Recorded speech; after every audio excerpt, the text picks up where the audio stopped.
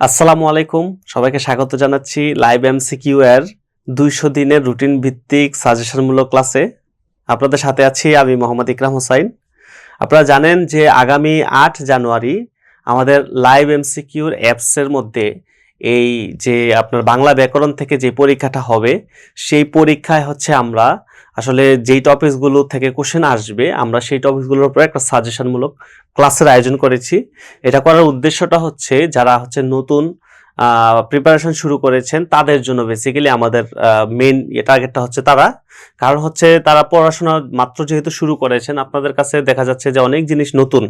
তারপরে হচ্ছে এই যে টপিকগুলো, এত বিশাল টপিকসের মধ্যে আপনি যে কোনগুলো পড়বেন, কোনগুলো বাদ দিতে হবে, কোন জিনিসটা পড়লেই কমন আসবে, এই যে জিনিসটা ধরে দেওয়া, এই কাজটা করার জন্য কিন্তু হচ্ছে আমাদের এই সাজেশনমূলক ক্লাসটা। সো এখানে আমরা কোনো ডিটেলস পড়বো না, আমরা যেটা করবো একটা সাজেশন দিয়ে দিব এখানে, যেটা ফলো করলে আপনি দেখা যায় যে আপনার পরীক্ষায় কিন্তু এইখান থেকে কোশ্চেন আসলে, এই টপিকসগুলো থেকে কোশ্চেন আসলে আপনি ভালো একটা মার্কস কিন্তু ক্যারি করতে পারবেন। ঠিক আছে, তো আসেন আমরা যদি শুরু করি। আমাদের আজকে যে টপিক সেটা হচ্ছে একটু আগেই বলেছি বাংলা ব্যাকরণ থেকে বাংলা ভাষা, আমরা ভাষা নিয়ে কথা বলবো।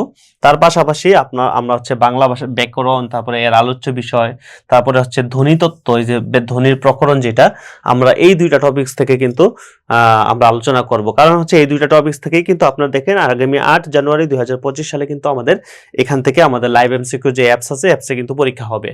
ঠিক আছে, তা চলেন আমরা যদি শুরু করি। আমরা এই যে প্রথম যখন যে কোনো পড়ার আগে আমাদের প্রথম যে কোশ্চেনটা আসে সেটা হচ্ছে যে আমরা আসলে কোথা থেকে পড়বো আসলে। ঠিক আছে, তো আপনি যেটা করতে পারেন সেটা হচ্ছে বাংলা ব্যাকরণের জন্য মনে রাখবেন, মানে বাংলা ব্যাকরণের ভাইভেল বলা হয় হচ্ছে কিন্তু ক্লাস 9-10, অর্থাৎ নবম এবং দশম। এই নবম দশম শ্রেণীর যে বোর্ড বইটা আছে গণিতের, বাংলা ব্যাকরণের যে বোর্ড বইটা আছে, অর্থাৎ আমাদের নবম দশম শ্রেণীর বোর্ড বই যেটা, এই বোর্ড বইটা হচ্ছে আসল। আপনি এই বোর্ড বইটা যদি ভালো করে পড়তে পারেন তাহলে আপনার এই ব্যাকরণ থেকে যে 15 মার্কস থাকে, এই 15 মার্কস আপনি পুরোটাই কিন্তু একেবারে সব, মানে 13-14 তো নর্মালি এমনিই থাকে, 15 পর্যন্তই আপনি কিন্তু কমন পাবেন হচ্ছে এই বোর্ড বইটা থেকে। তার মানে আপনাকে কি করতে হবে, এই বোর্ড বইটা খুব ভালো করে পড়তে হবে। এই বইটা ভালো করে পড়লে এরপরে যে কোনো বই আপনার সাথে রাখেন, কোনো সমস্যা হবে না, পড়তে মজা লাগবে, ভালো লাগবে। তো সর্বপ্রথম আপনার কাজটা হবে হচ্ছে এই বোর্ড বইটা হচ্ছে ভালো করে আয়ত্তে নিয়ে আসা। ঠিক আছে, তো আমরাও এখানে যে দেখেন বাজার থেকে আপনি যে কোনো একটা গাইড নিতে পারেন, তবে আমি বলেছি আগে কি করবেন, আগে হচ্ছে এই যে আমাদের এনসিটিভি যে বোর্ড বই আছে আপনি সেটা কিন্তু আগে দেখবেন। ঠিক আছে, এছাড়া আপনি চাইলে উন্মুক্ত বিশ্ববিদ্যালয়ের এই সাধারণ বাংলা ব্যাকরণ রিলেটেড বইও আপনি রাখতে পারেন। এছাড়া আপনি যদি মনে রাখবেন, এই যে আপনি যখন বাজার থেকে গাইড বই পড়বেন এখানে কিন্তু অনেক তথ্য আপডেট করা থাকে না। ঠিক আছে, তো যেই জিনিসগুলো আপডেট করতে হবে, একটু যেইগুলো ইনফরমেশনগুলো হচ্ছে পরিবর্তনশীল, সেগুলো আপনাকে কি করতে হবে, একটু অনলাইন থেকে সার্চ দিয়ে ক্রস চেক করে তারপরে কিন্তু আপনাকে পড়তে হবে। সো এই কারণে আপনি যখন ক্রস চেক করবেন, এই যে আপনি বাংলাপিডিয়া কিছু সোর্স আছে যেগুলো থেকে আপনি তথ্যগুলো নেবেন, যেমন বাংলাপিডিয়া একটা নির্ভরযোগ্য সোর্স, আপনি সেখান থেকে কিন্তু আপনি তথ্য নিয়ে কিন্তু আপনি ক্রস চেক করে তারপরে কিন্তু আপনি পড়তে পারবেন। ঠিক আছে, এছাড়া আপনি যদি চান যে আপনারা যেহেতু আমাদের লাইভ এমসিকিউতে পরীক্ষা দিচ্ছেন, তার মানে হচ্ছে আপনারা যেহেতু এখানে আসতেছেন, আপনারা চাইলে কিন্তু আমাদের লাইভ এমসিকিউর যে ভিডিও সেকশন আছে, ওই ভিডিও সেকশনে গেলে বাংলাবিদ নামে একটা ব্যাকরণের আলাদাই একটা বাটন আছে, সেখানে এই প্রত্যেকটা টপিকসের ডিটেলস একেবারে সুন্দর করে বর্ণনা করে দেওয়া আছে। সো আপনি যদি এখানেও দেখেন আপনার কিন্তু সুন্দর একটা প্রিপারেশন কিন্তু হয়ে যাবে। ঠিক আছে, এছাড়া আপনি এই যে টপিক গুলো আছে আমাদের আরেকটা টপিকস, তারপরে হচ্ছে আর্কাইভ আছে, আপনি টপিক গুলো বা আর্কাইভ থেকেও কিন্তু আপনি লাইভ এমসিকিউর অ্যাপসের এই টপিক গুলো এবং আর্কাইভ থেকেও কিন্তু আপনি একটা ভালো প্রিপারেশন নিতে পারবেন। ঠিক আছে, তো এই হচ্ছে ব্যাপার। তো আমি যদি এক কথায় বলি তাহলে আপনি প্রথমে বোর্ড বইটা পড়বেন, তার পাশাপাশি বাজারের যে কোনো একটা গাইড বই রাখতে পারেন, আর ওই গাইড বইটা পড়ার সময় একটু ক্রস চেক করতে হবে, এতটুকুই ব্যাপার। আর আপনার যেটা করতে পারেন সেটা হচ্ছে আমাদের লাইভ এমসিকিউর ওই অ্যাপসের মধ্যে যে ভিডিও সেকশন আছে সেখান থেকে হচ্ছে আপনি একটা সুন্দর প্রিপারেশন নিতে পারবেন। ওকে, এবার আসেন আমরা যদি শুরু করি, আমরা আজকে কি কি পড়ব। আমরা আজকে যেটা করব সেটা হচ্ছে বাংলা ভাষার উদ্ভব আর বিকাশ সম্পর্কে আলোচনা করব। বেসিক্যালি আমরা হচ্ছে সাজেশন মূলক আলোচনা করব, আমরা এখানে কোনো ডিটেলস পড়াবো না। তারপর হচ্ছে বাংলা ব্যাকরণের যে মৌলিক বিষয়গুলো আছে যেগুলো আপনার জানা উচিত, সেই জিনিসগুলো আমরা ধরিয়ে দিব এখান থেকে যে আপনি এই জিনিসগুলো পড়বেন। তারপরে হচ্ছে বাংলা ব্যাকরণের আলোচ্য বিষয়, এখান থেকে কিন্তু পরীক্ষায় কোশ্চেন আসে, এই আলোচ্য বিষয় সম্পর্কে আমরা আলোচনাটা করব। তারপরে হচ্ছে ধ্বনির প্রকরণ, আরেকটা টপিকস আছে ধ্বনির প্রকরণ। এই যে একটা টপিকস আছে ধ্বনির প্রকরণ, একেবারে যে কোনো পরীক্ষা এখান থেকে কোশ্চেন থাকে। সো এই কারণে আমাদের আজকে যে টপিকস, এখানে দুইটা টপিকস আছে খুবই গুরুত্বপূর্ণ, এই দুইটা টপিকস থেকে মিনিমাম 2 মার্কস থাকে পরীক্ষায়। সো এটা খুব ভালো করে খেয়াল রাখতে হবে। এছাড়া সবচেয়ে গুরুত্বপূর্ণ যেটা লাস্টে, সেটা হচ্ছে আমাদের বিসিএস সহ বিভিন্ন চাকরির পরীক্ষা যে কোশ্চেন এসেছে সেই কোশ্চেন অ্যানালাইসিসটাও আমরা এখানে দেখিয়ে দেব। ঠিক আছে, চলেন আমরা যদি শুরু করি। প্রথমে আসি বাংলা ভাষার উদ্ভব এবং বিকাশ। এই যে বাংলা ভাষার উদ্ভব এবং বিকাশ, আপনারা জানেন যে পৃথিবীতে এরকম অসংখ্য ভাষা আছে। তার মধ্যে এই যে দেখেন, আমরা বলেছি 3,500, প্রায় 3,500 ভাষা আছে পৃথিবীতে। এর মধ্যে বাংলা ভাষার অবস্থান দেখেন, এইটা নিয়ে কিন্তু অনেক আমরা কনফিউশনে থাকি। প্রথমে যখন আপনি ধরেন যে কোনো একটা বই যখন নেবেন, আপনার এই তথ্যগুলো একসাথে থাকবে না কখনোই। সো আপনাকে যেটা করতে হবে, এই যে আমরা একসাথে করে দিয়েছি, আপনি এখান থেকে সুন্দর একভাবে কনফিউশনগুলো আপনার ক্লিয়ার হয়ে যাওয়ার কথা। দেখেন এখানে যেটা বলছি যে বাংলা ভাষার অবস্থান জনসংখ্যার দিক থেকে বিশ্বে হচ্ছে ষষ্ঠ, ঠিক আছে। তারপরে মাতৃভাষার দিক থেকে বাংলা ভাষার অবস্থানও ষষ্ঠ, ব্যবহারকারীর দিক থেকে হচ্ছে সপ্তম। তার মানে পৃথিবীর মধ্যে যত ইউজার আছে যারা বাংলা ভাষার কথা বলে, এরকম ব্যবহারকারীর দিক থেকে হচ্ছে আমরা সপ্তমে আছি। তারপরে অফিসিয়াল ল্যাঙ্গুয়েজ হিসেবে আপনারা জানেন যে বাঙালিরা হচ্ছে আমাদের অফিসিয়াল ল্যাঙ্গুয়েজ হিসেবে আমরা এটা ইউজ করি। তার মানে হচ্ছে এই অফিসিয়াল ল্যাঙ্গুয়েজ হিসেবে আমাদের ভাষাটা কিন্তু বিশ্বে হচ্ছে দশম, এটা একটু মনে রাখতে হবে। তারপর আপনারা জানেন যে এই আমাদের কি বলে সিয়েরা লিওন একটা দেশ আছে, যেখানে হচ্ছে আমরা তাদের আমাদের যে শান্তিরক্ষী মিশন আছে, সেখানে আমাদের বাংলাদেশের সেনাবাহিনী তাদেরকে হেল্প করার কারণে, তাদের শান্তি বজায় রাখার থেকে আমাদের হেল্প করার কারণে আমরা জানি যে তারা হচ্ছে কৃতজ্ঞতা স্বরূপ তাদের দ্বিতীয় সেকেন্ড ল্যাঙ্গুয়েজ হিসেবে কিন্তু এই বাংলা ভাষাকে কিন্তু তারা সেকেন্ড ল্যাঙ্গুয়েজ হিসেবে কিন্তু পালন করে থাকে। সো এই তথ্যটাও কিন্তু খুবই ইম্পর্টেন্ট, এটাও কিন্তু পরীক্ষায় কিন্তু আসে। সিয়েরা লিওনের দ্বিতীয় ভাষা হচ্ছে আমাদের এই বাংলা। ঠিক আছে, তারপরে আসেন বিশ্বের এই যে অনেক অনেক ভাষাগোষ্ঠী আছে, তার মধ্যে সবচেয়ে বড় ভাষাগোষ্ঠী হচ্ছে আপনার এই ইন্দো ইউরোপীয় ভাষাগোষ্ঠী।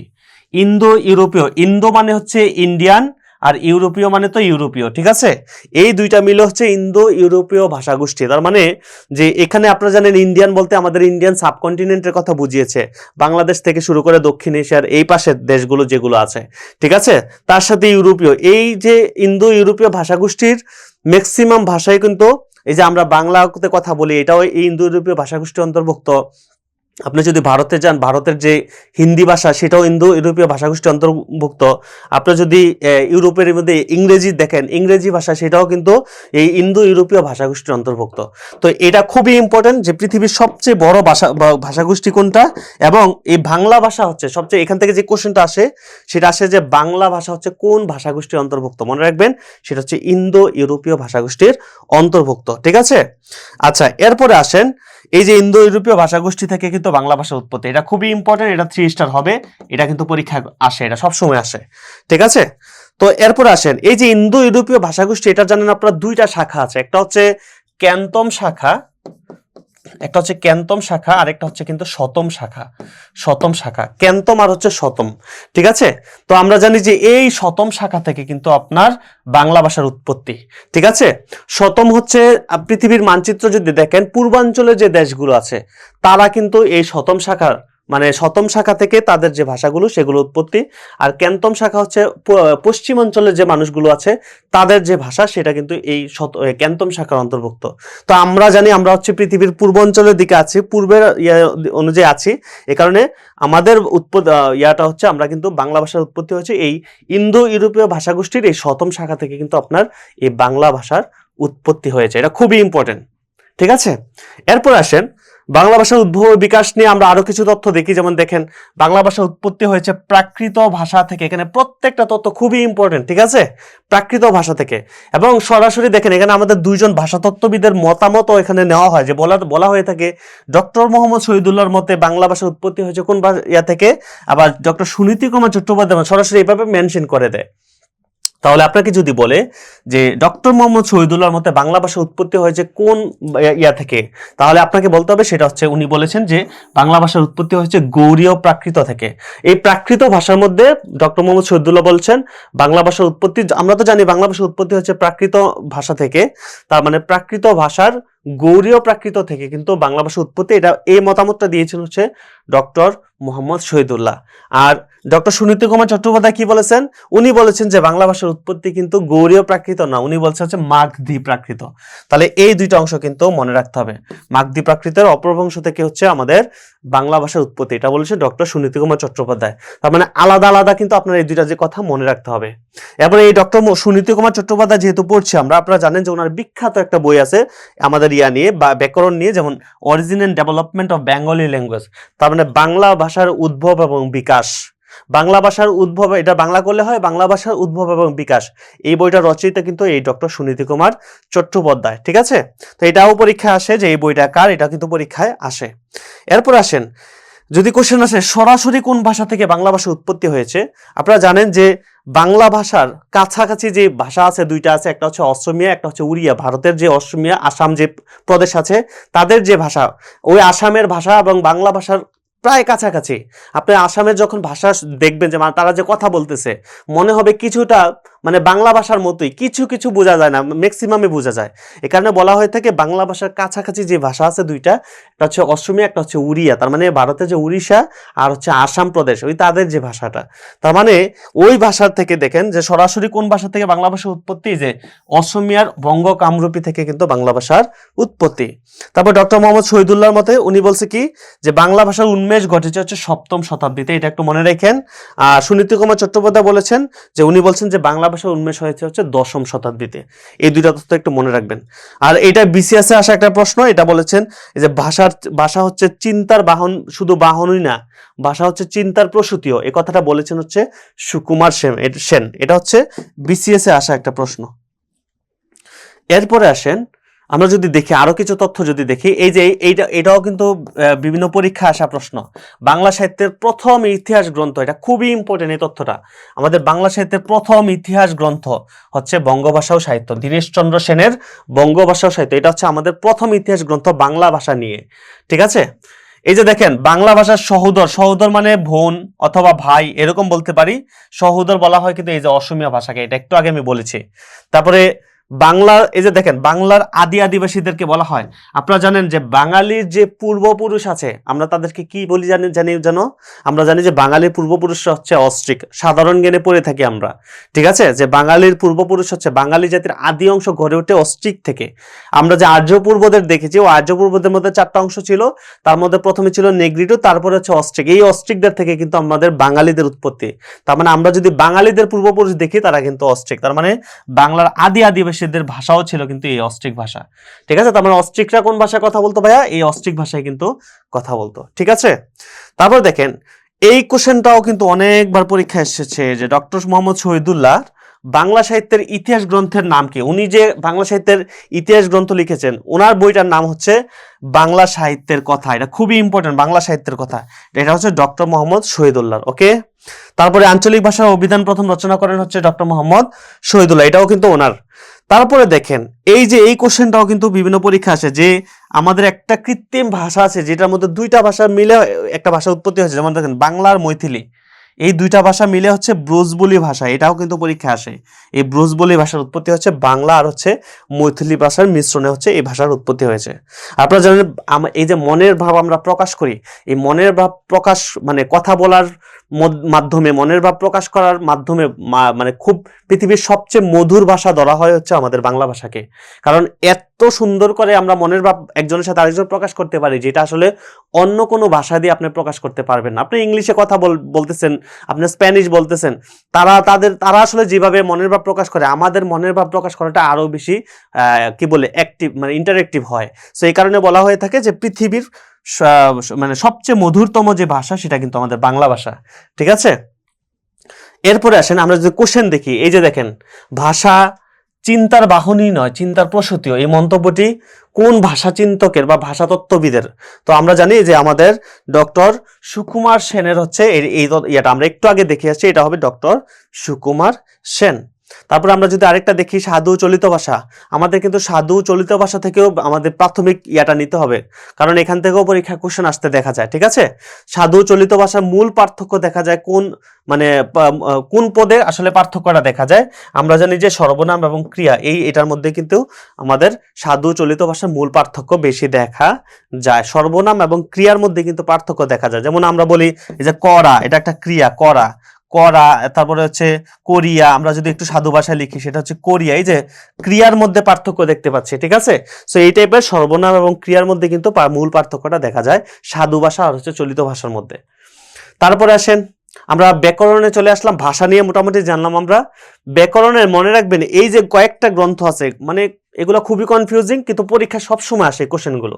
যেমন দেখেন বাংলা ভাষার যদি বলে যে বাংলা ভাষার প্রথম ব্যাকরণ কোনটা, ব্যাকরণ মনে রাখবেন এটা হচ্ছে বাংলা ভাষার প্রথম ব্যাকরণ। আরেকটা আমি বলেছি দেখেন বাংলা ভাষার প্রথম ব্যাকরণ গ্রন্থ, এক জিনিস না কিন্তু ভাইয়া, এটা হচ্ছে প্রথম ব্যাকরণ, কিন্তু এটা বই, প্রথম ব্যাকরণের বই। ঠিক আছে, তাহলে বাংলা ভাষায় প্রথম ব্যাকরণ যিনি করেছেন, বানিয়েছেন, ওনার বইটার নাম হচ্ছে ভোকাবুলারিও এম ইডিওমা বেনগল্লা এই পর্তুগিজ। তার মানে বোঝাই যাচ্ছে উনি একজন পর্তুগিজ। ঠিক আছে, এবং দেখেন এখানে লেখা আছে যে ডিভাইডিও এম ডুয়াস পার্টস, তার মানে এটা দুইটা অংশ, ডুয়াস পার্টস মানে দুইটা অংশে ভাগ ছিল, একটা বাংলা আর একটা হচ্ছে পর্তুগিজ অংশ। সো এই কারণে এটাকে বলা হচ্ছে ডিভাইডিও এম ডুয়াস পার্টস। ঠিক আছে, এবং এটা লেখক হচ্ছে এই যে মানুয়েল দা আসুনসাও, উনি একজন পর্তুগিজ এবং উনি এটা রচনা করেছেন আমাদের গাজীপুরের ভাওয়ালে 1734 সালে। 1734 সালে। আপনারা জানেন যে ইউরোপ থেকে বিভিন্ন ব্যবসায়ীরা বিভিন্ন সময় আমাদের বাংলাদেশ এখানে কিন্তু এসেছিল ব্যবসা করার জন্য ভারতবর্ষে। সো এই ওনারা কিন্তু যে পর্তুগিজরা এসেছে, সবার আগে কিন্তু পর্তুগিজরা এসেছিল। সো তাদের মধ্যে একজন হচ্ছে এই মানুয়েল দা আসুনসাও, এবং উনি হচ্ছে 1734 সালে এই ভাওয়ালের গাজীপুরে উনি কিন্তু এই এটা ব্যাকরণ গ্রন্থটা কিন্তু রচনা করেন। ঠিক আছে, এবং এটা প্রকাশ হয় পর্তুগালের লিসবন থেকে 1743 সালে। ওকে, এরপর আসেন যদি বলে বাংলা ভাষার প্রথম ব্যাকরণ গ্রন্থ যদি বলে, তাহলে এটা মনে রাখবেন এটা হবে grammar of the Bengal language. একটু খেয়াল রাখবেন, এখানে একটু ঝামেলা আছে, এটা হচ্ছে বেঙ্গল, কিন্তু এটা বেঙ্গল, বেঙ্গলি না কিন্তু। একটু আরেকটা বই আছে আমাদের grammar of the Bengali language. So এই কারণে একটু খেয়াল রাখতে হবে, এটা হচ্ছে প্রথম ব্যাকরণ আমাদের। এটা লিখেছেন হচ্ছে এই যে ন্যাথালিয়ান ব্রাসি হ্যালহেড। উনি যেহেতু ইংরেজি ভাষা বোঝাই যাচ্ছে উনি একজন ইংরেজ, তা এটা রচনা হচ্ছে হুগলি থেকে 1778 সালে এবং প্রকাশও হয়েছে ওই বছরই 1778 সালে। সো এই দুইটা বই, আরো কয়েকটা বই আছে আমরা একটু দেখবো। যেমন দেখেন যদি বলে বাংলা ভাষার প্রথম বাংলা ব্যাকরণ কে রচনা করেছেন, দেখেন এর আগের যেগুলো ছিল এগুলোর মধ্যে পর্তুগিজ ছিল, ইংলিশ ভাষা, এটা ইংরেজিতে, এটা পর্তুগিজ আর বাংলার মিশ্রণ এটার মধ্যে। কিন্তু যদি বলে সরাসরি বাংলায় প্রথম ব্যাকরণ কে, কোন বাঙালি মানে বাঙালিদের নির্মিত প্রথম বাংলা ব্যাকরণের নাম হচ্ছে গৌড়ীয় ব্যাকরণ, যেটা হচ্ছে আমাদের রাজা রামমোহন রায়, উনি হচ্ছে এটা লিখছেন। ঠিক আছে, এটা ভাষাও বাংলা, এটা হচ্ছে রচনা এবং প্রকাশ কালও কিন্তু এখানে দেওয়া আছে। এটা হচ্ছে 25 হবে না, 1826 হবে, আর এটা হচ্ছে 1833। ওকে, আচ্ছা এরপরে আসেন এই যে একটু আগে আমি যে বইটার কথা বলছিলাম যে grammar of the Bengal language ছিল আগেরটা, আর এটা হচ্ছে grammar of the Bengali language. খেয়াল রাখেন বেঙ্গলি বলে সেটা কিন্তু উইলিয়াম ক্যারির, হ্যাঁ এটা একটু মাথায় রাখতে হবে। তারপরে ব্যাকরণ কৌমুদি ঈশ্বরচন্দ্র বিদ্যাসাগরের। এই যে দেখেন এই কোশ্চেনটা কত অনেক কনফিউজিং একটা কোশ্চেন। দেখেন এখানে ডক্টর মোহাম্মদ শহীদুল্লাহর কিছু ব্যাকরণ আরো কিছু বই আছে, যেমন দেখেন বাংলা ভাষার ইতিবৃত্ত, বাংলা ব্যাকরণ, আঞ্চলিক অভিধান। মনে রাখবেন কেমনে একটু খেয়াল করে দেখেন, নরমালি আমরা বাংলা কিন্তু এভাবে লিখি, অনুস্বার দিয়ে লিখি বাংলা, কিন্তু উনি বাংলা লিখছেন কিভাবে খেয়াল করছেন, এই যে ও দিয়ে বাংলা, বাংলা। ঠিক আছে, এই যে বাংলা ভাষার ইতিবৃত্ত, বাংলা ব্যাকরণ, ঠিক আছে, আর আঞ্চলিক অভিধান, এই তিনটাই কিন্তু ডক্টর মোহাম্মদ শহীদুল্লাহ, এটা খেয়াল রাখতে হবে। তারপরে ভাষার শুধুমাত্র ভাষার ইতিবৃত্ত যদি বলে এটা হচ্ছে সুকুমার সেন। ঠিক আছে, বাংলা ভাষার ইতিবৃত্ত বললে হচ্ছে ডক্টর মোহাম্মদ শহীদুল্লাহ, আর যদি বলে ভাষার ইতিবৃত্ত সেটা হবে হচ্ছে সুকুমার সেনের। তারপরে একটু আগে আমি এই বইটা আপনাদেরকে বলছিলাম ODBL, origin and development of Bengali language, যেটা ODBL বাংলা ভাষার উদ্ভব এবং বিকাশ, এটা হচ্ছে আমাদের ডক্টর সুনীতি কুমার চট্টোপাধ্যায়ের। ঠিক আছে, তারপরে এই যে ধ্বনি বিজ্ঞান ও বাংলা ধ্বনিতত্ত্ব, এটা ডক্টর আব্দুল হায়ের, এটাও কিন্তু পরীক্ষায় কোশ্চেন আসা প্রশ্ন। ঠিক আছে, তারপরে বাংলা একাডেমির সংক্ষিপ্ত বাংলা অভিধান, এটা হচ্ছে আহমদ শরীফ। তারপরে হচ্ছে এগুলাই হচ্ছে আমরা মোটামুটি জানলেই আমাদের হবে এখান থেকে। এরপরে আসেন আমরা আরো কিছু জিনিস যদি দেখি, আমরা সরাসরি ব্যাকরণে চলে যাব। এখানে কিছু আছে, যেমন বাংলা ভাষার মৌলিক রূপ কয়টা? দুইটা। বাংলা ভাষার মৌলিক অংশ যদি বলে, অংশ কিন্তু চারটা, রূপ হচ্ছে দুইটা বা রীতি হচ্ছে দুইটা, কিন্তু অংশ হচ্ছে চারটা। এই জিনিসগুলো আপনাকে, এই কনফিউশন গুলো ক্লিয়ার হয়ে যেতে হবে আপনাকে।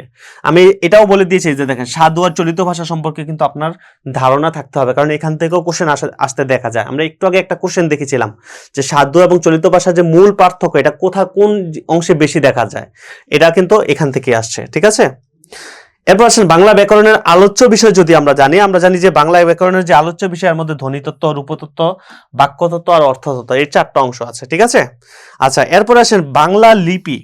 আপনারা জানেন যে আমরা যে বাংলা লিপি পেয়েছি আমাদের সেই মহাস্থানগড়, যেটা হচ্ছে বগুড়া জেলার শিবগঞ্জ উপজেলার করতোয়া নদীর তীরে মহাস্থানগড়।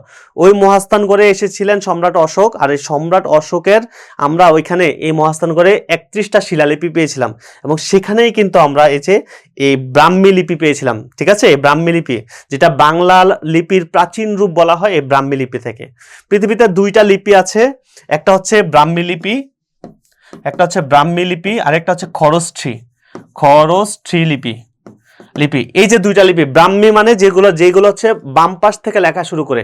আপনারা জানেন আমরা যখন বাংলা লিখি, এই যে দেখেন আমরা এই পাশ থেকে লিখে ডান দিকে যাচ্ছি, তার মানে বাম পাশ থেকে লেখা শুরু করছি, এগুলো হচ্ছে ব্রাহ্মী লিপি। ঠিক আছে, যেগুলো আমরা বাম পাশ থেকে লেখা শুরু করে, বাংলা ভাষা বলেন, আর হিন্দি ভাষা বলেন, উর্দু ভাষা বলেন, এগুলো সব কিন্তু মোটামুটি ব্রাহ্মী লিপি থেকে। ঠিক আছে, আর খরস্থ লিপি কোনগুলো? খরস্থ লিপি হচ্ছে যেগুলো হচ্ছে ডান দিক থেকে লেখা শুরু করে।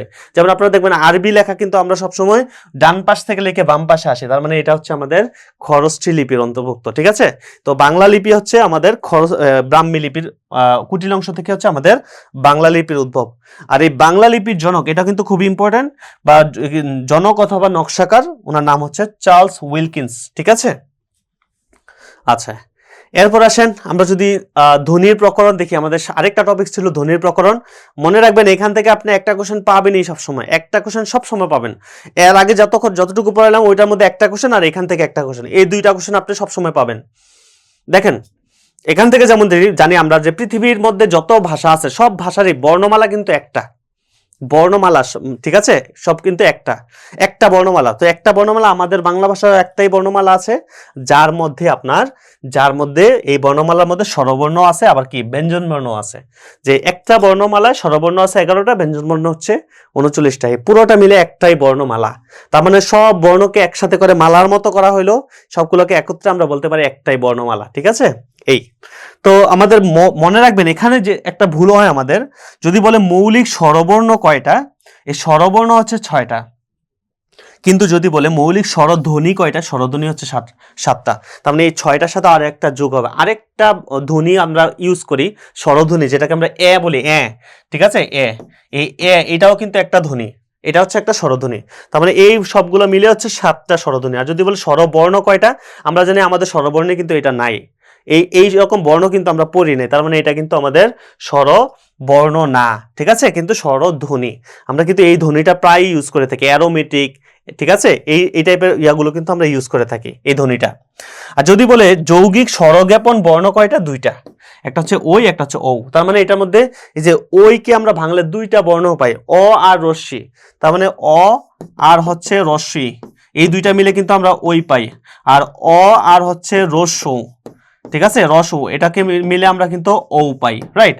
সো এটা হচ্ছে আমাদের যৌগিক স্বরজ্ঞাপন। ঠিক আছে, আর যদি বলে যৌগিক স্বরধ্বনি কয়টা, তাহলে স্বরধ্বনি হবে আমাদের 25টা। তারপর আসেন আরেকটা গুরুত্বপূর্ণ টপিকস, যে আমাদের একটা বর্ণ দিয়ে বলে এটা কি মাত্রাহীন নাকি অর্ধমাত্রার নাকি পূর্ণ মাত্রার। সো এইগুলো আমরা কিন্তু আমাদের জানতে হবে। এই যে টপিকসটা একটু এই টপিকসটা কিন্তু খুবই ইম্পর্টেন্ট। দেখেন আমাদের যে স্বরবর্ণগুলো আছে, 11টা স্বরবর্ণ আছে, তার মধ্যে মাত্রাহীন বর্ণ হচ্ছে 4টা। দেখেন একটার উপরেও কিন্তু কোনো মাত্রা নাই, এ লিখতে কোনো মাত্রা লাগে না, ওই লিখতে অ লিখতে কোনো মাত্রা লাগে না। আবার দেখেন অর্ধমাত্রা আছে একটা, এই যে আমরা যে রি লিখি, এই রি লেখার পরে আমরা এই পাশে একটা দাগ দিই, তার মানে কি এটা অর্ধমাত্রা, অর্ধেক মাত্রা দিই, এটা হচ্ছে আমাদের অর্ধমাত্রা। আর পূর্ণমাত্রা কোনটা ভাইয়া? পূর্ণমাত্রা হচ্ছে পুরো মাত্রা থাকবে, আমাদের পূর্ণমাত্রা আছে 6টা, তার মানে 6টা একটা, 7টা 4টা, মোট 11টা। এই যে 6টা দেখেন, অ লিখতে আমরা পূর্ণমাত্রা দিই অ, উপরে পুরা দাগ দিই অ, তারপরে আ যখন লিখি আমরা এই পুরো দাগ দিই আ, তারপর রস্যি যখন লিখি আমরা পুরো দাগ দিই। সো এগুলো হচ্ছে আমাদের পূর্ণমাত্রা, ঠিক আছে। আর স্বরবর্ণের সংক্ষিপ্ত রূপকে আপনাকে কি বলি আমরা জানি, এটা বলার সময় আমরা বলি, দেখেন এই যে আকার আমরা যখন লিখছি এভাবে বলি আকার, তারপর রস্যই কার, এই যে এটাকে আমরা বলি কার। তার মানে স্বরবর্ণের যে সংক্ষিপ্ত রূপ সেগুলোকে আমরা কার বলি, কার, ঠিক আছে, এটা বোঝাই যায়। তার মানে বাংলা ভাষায় কার আছে কয়টা, যদি আমি আপনাকে বলি বাংলা ভাষায় কার আছে কয়টা, মনে রাখবেন এই স্বর অ ছাড়া, এই অ ছাড়া প্রত্যেকটারই কার আছে, কারণ অর কোনো কার নাই। আতে কিন্তু কার আছে, এই যে কার আছে, তারপরে রস্যইকার আছে, তারপরে দীর্ঘইকার আছে, তারপর রস্যকার আছে, দীর্ঘকার আছে, রিকার আছে, একার আছে, ওইকার আছে, ওকার আছে, ঔকার আছে, প্রত্যেকটা কার আছে, কিন্তু ওর কোনো কার নেই। এ কারণে ওকে বলা হয়েছে নীলিন বর্ণ, এটাকে নীলিন বর্ণ বলা হয়, নীলিন বর্ণ বলা হচ্ছে আমাদের ওকে, ঠিক আছে। আরো কিছু দেখি আমরা, ব্যঞ্জন বর্ণের সংক্ষিপ্ত রূপ, একটু আগে দেখেছি স্বরবর্ণের সংক্ষিপ্ত রূপ কার, তাহলে ব্যঞ্জন বর্ণের সংক্ষিপ্ত রূপ কিন্তু ফলা, এটা মনে রাখতে হবে। তার মানে আমাদের বাংলা ভাষায় ফলা, ব্যঞ্জন বর্ণে ফলা আছে 6টা ফলা আছে, যেমন র ফলা আমরা যে নিচে এইভাবে ইউজ করি র ফলা, তারপরে জ ফলা এইভাবে ইউজ করি জ ফলা, কাব্য লিখতে আমরা জ ফলা ইউজ করি, এইভাবে এরকম 6টা ফলা আছে। আপনি ম ফলা দেখবেন, ব ফলা দেখবেন, যেমন আমরা ত্বক লিখতে কিন্তু ব ফলা ইউজ করি ত্বক, ঠিক আছে। সো এগুলো হচ্ছে আমাদের, এই যে ল ফলা পাবেন, ন ফলা পাবেন, সো এগুলো হচ্ছে আমাদের ফলা, ঠিক আছে। তো এরপরে দেখেন এখানে আরেকটা জিনিস, যে বাংলা ভাষার মৌলিক ধ্বনি বললে, মৌলিক ধ্বনি হচ্ছে 37টা, ঠিক আছে। আমরা একটু আগে দেখেছি স্বরধ্বনি 7টা, আমাদের ব্যঞ্জন ধ্বনি আছে কিন্তু 30টা, তার মানে মোট হচ্ছে আমাদের 37টা, ঠিক আছে। আর যদি বলে যৌগিক স্বরধ্বনি কয়টা, যৌগিক স্বরধ্বনি হচ্ছে 25টা, ঠিক আছে। আচ্ছা, আরেকটা টপিক হচ্ছে যুক্ত ব্যঞ্জন, আমি এটা লিখি নাই কারণ হচ্ছে যুক্ত ব্যঞ্জনের অনেক বিশাল আছে, লিস্ট আছে, ওই জিনিসটা কিন্তু আপনাকে শিখতে হবে। যেমন যুক্ত ব্যঞ্জনের মধ্যে, যেমন আমি যদি বলি যে এই যে মনে করেন যে এইভাবে লিখলাম যে ক্লাস, এই যে ক্লাসের মধ্যে এই যে ক এবং ল, এই যে যুক্ত ব্যঞ্জন, এটার মধ্যে কি কি আছে, তার মানে বোঝা যাচ্ছে এটার মধ্যে ক আছে আর ল আছে। আমি যদি বলি তিব্বত যখন লিখি, এই তিব্বতের মধ্যে যুক্ত ব্যঞ্জনের মধ্যে কি কি আছে, তার মানে ব আছে আর ব আছে, রাইট। সো এগুলো বোঝাই যায়, ম্যাক্সিমামই বোঝা যায়, তবে কয়েকটা জিনিস আপনাকে একটু, যেমন দেখেন আমি যদি বলি বিজ্ঞান, এই যে যদি বলি এই বিজ্ঞান, এইটার মধ্যে আসলে কোন যুক্ত বর্ণটা আছে, এই যে এইটার মধ্যে কোন যুক্ত বর্ণটা আছে, তার মানে এটার মধ্যে মনে রাখেন যে এটা এই টাইপের জিনিসগুলো কিন্তু আপনাকে ক্লিয়ার হয়ে যেতে হবে। তার মানে এখানে কিন্তু আছে হচ্ছে জ যোগ ইয়, জ যোগ ইয়, বিজ্ঞান, ঠিক আছে। সো এইভাবে কিন্তু আপনাকে এই জিনিসগুলো যুক্ত বর্ণগুলো থেকে মাঝে মাঝে পরীক্ষায় কোশ্চেন আসতে দেখা যায়, সো এগুলো কিন্তু আপনাকে শিখতে হবে। তারপরে এখানে আরো কিছু আছে, এই যে দেখেন আমাদের কণ্ঠনালীয় ধ্বনি একটা, হ, তারপরে দন্তমূলীয় ধ্বনি হচ্ছে আমাদের 4টা আছে, তারপরে স্পর্শ ব্যঞ্জন, দেখেন স্পর্শ ব্যঞ্জন নিয়ে কিন্তু একটা ঝামেলা আছে, যেমন আমাদের বাংলা একাডেমি বলছে স্পর্শ ব্যঞ্জন হচ্ছে 16টা, আবার আমাদের নতুন যে বোর্ড বই সেখানে 9 10 যে বোর্ড বই সেখানে পাবেন হচ্ছে দেওয়া আছে 20টা, আর পুরাতন যে আগের বইটা আছে সেখানে দেওয়া আছে কিন্তু 25টা, ঠিক আছে। সো এই 3টা জিনিসই একটু মাথায় রাখবেন, যেভাবে আসে অপশনে যেভাবে থাকে আপনি সেভাবে অ্যান্সার করবেন। তারপর নাসিক্য ব্যঞ্জন আছে 3টা, নাসিক্য ব্যঞ্জন ও, তারপরে ন, তারপরে হচ্ছে ম। আর নাসিক্য বর্ণ বললে কিন্তু 5টা, ঠিক আছে, নাসিক্য বর্ণ বললে হচ্ছে 5টা। তারপরে হচ্ছে আমাদের উষ্ম বর্ণ যেটা 3টা আছে, তালব্য স, তারপর হচ্ছে দন্ত স আর হচ্ছে হ। তারপরে যে পার্শ্বিক বর্ণ একটা, ল হচ্ছে আমাদের পার্শ্বিক বর্ণ, এগুলো কিন্তু পরীক্ষা আসে, কম্পনজাত একটা, তারণজাত বর্ণ 2টা, দশিন্নার আর হচ্ছে ঢাসিন্নার। অন্তস্থ বর্ণ হচ্ছে 4টা আছে, 4টা, জ ব র ল। আমরা নর্মালি একটা কথা বলি এরকম যে হ জ ব র ল, হ জ ব র ল বলি না আমরা, হ জ ব র ল, এই হ জ ব র ল এর মধ্যে হটা বাদে বাকিগুলোকে আমরা মনে রাখতে পারি, এগুলো হচ্ছে আমাদের কি বলে অন্তস্থ বর্ণ, ঠিক আছে। তারপরে হচ্ছে পরাশ্রয়ী বর্ণ, আমাদের আমরা জানি যে এই যে বর্ণগুলো আমাদের 3টা বর্ণ আছে পরাশ্রয়ী বর্ণ, যারা হচ্ছে নিজেরা কোনো বাক্য গঠন করতে পারে না, এগুলোকে পরাশ্রয়ী বর্ণ বলা হয়। অনস্বার, বিসর্গ আর হচ্ছে চন্দ্র বিন্দু। এই চারটা দেখে, এই চারটা থেকে বিসিএস এ কোশ্চেন বেশিরভাগই আসতে দেখা যায়, এই যে অল্প প্রাণ, মহাপ্রাণ, অঘোষ, ঘোষ, ঠিক আছে। আমাদের 5টা বর্ণ আছে, যেমন 5টা বর্গীয় বর্ণ আছে, আছে বর্ণ আছে, যেমন ক বর্গীয়, চ বর্গীয়, ট বর্গীয়, ত বর্গীয়, প বর্গীয়। ক বর্গীয় কোনগুলো, প্রথম লাইনটা, যেমন ক খ গ ঘ ও, এগুলো হচ্ছে আমাদের ক বর্গীয়। চ বর্গীয় কোনগুলো, এগুলো আরেক নাম কিন্তু কণ্ঠ, তার মানে আমরা যখন এগুলো উচ্চারণ করি আমাদের কণ্ঠে ইউজ লাগে এই কারণে, ঠিক আছে। তারপরে তালব্য বর্ণ কোনগুলো, চ ছ জ ঝ ইয়, ঠিক আছে। মূর্ধন্য বর্ণ কোনগুলো, ট ঠ ড ঢ। তারপরে দন্ত বর্ণ কোনগুলো, দন্ত, ত থ দ ধ দন্ত ন, ঠিক আছে। তারপরে ওষ্ঠ বর্ণ কোনগুলো, প বর্গীয় যেগুলো, প ফ ব ভ এবং ম। এখানে আপনাকে যেটা বলতে পারে, আপনাকে যেভাবে কোশ্চেনটা করতে পারে, মনে করেন আপনাকে বললো জ, এটা আসলে কোন কোন ধরনের, এটা কি ঘোষ নাকি অঘোষ? আবার আপনারা দেখতে পাচ্ছেন এই যে ঘোষের মধ্যেও আবার দেখেন অল্প প্রাণ আছে, মহাপ্রাণ আছে। অঘোষের মধ্যেও অল্প প্রাণ আছে, আবার কি আছে, মহাপ্রাণ আছে।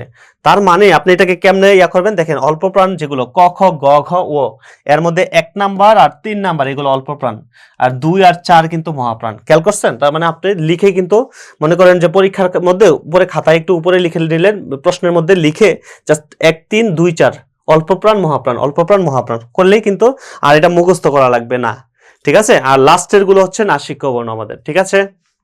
তো এখানে আরেকটা আছে, এই যে যেটা আমরা একটু আগে দেখাইলাম, আমাদের স্বরবর্ণ ছিল 11টার মধ্যে, এই পূর্ণমাত্রা আছে 6টা, অর্ধমাত্রার 1টা, আর মাত্রাহীন হচ্ছে 4টা আছে। এ ওই ও ও 4টাই হচ্ছে আমাদের মাত্রাহীন, আর রি হচ্ছে আমাদের অর্ধমাত্রা, আর বাকিগুলো হচ্ছে আমাদের পূর্ণমাত্রা, তাই না?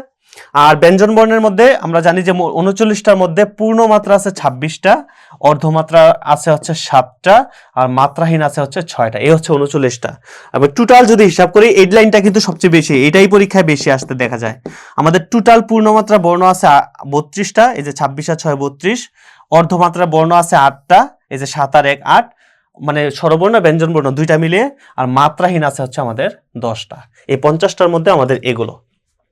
ঠিক আছে? সো এটা এই দুইটা চার্ট থেকেই আপনার পরীক্ষায় একটা কোশ্চেন কমন পাবেন ইনশাআল্লাহ। আমরা কোশ্চেনগুলো যদি দেখি, বাংলা ভাষার প্রথম ব্যাকরণ কে লিখেন? আমরা একটু আগে দেখিয়েছি, এই যে দেখেন, আমরা মনুয়াল দা আসুমসাও, একজন পর্তুগিজ, ঠিক আছে? উনি হচ্ছে গাজীপুরের ভাওয়াল থেকে 1743 সালে প্রকাশ করেছিলেন এই বইটা, লিসবন, পর্তুগালের লিসবন থেকে। ঠিক আছে? তারপরে বাংলা ভাষার এই যে দেখেন ব্যবহৃত মৌলিক স্বরধ্বনি কয়টা, এই যে একটু আগে আমরা দেখে আসছি। ঠিক আছে? মৌলিক স্বরধ্বনি হচ্ছে আমাদের 7টা। দেখছেন এগুলো কোশ্চেন গুলো দেখেন 38তম বিসিএস, আগেরটা 45 ছিল। ঠিক আছে? সো এইভাবে কিন্তু কোশ্চেন গুলো পরীক্ষা আসে। তারপরে 41 আমরা দেখতে পাচ্ছি এসছে ব্যঞ্জন বর্ণের সংক্ষিপ্ত রূপ। আমরা দেখেছি স্বরবর্ণের সংক্ষিপ্ত রূপ ছিল কার, আর ব্যঞ্জন বর্ণের সংক্ষিপ্ত রূপ কি হবে ভাইয়া বলেন তো?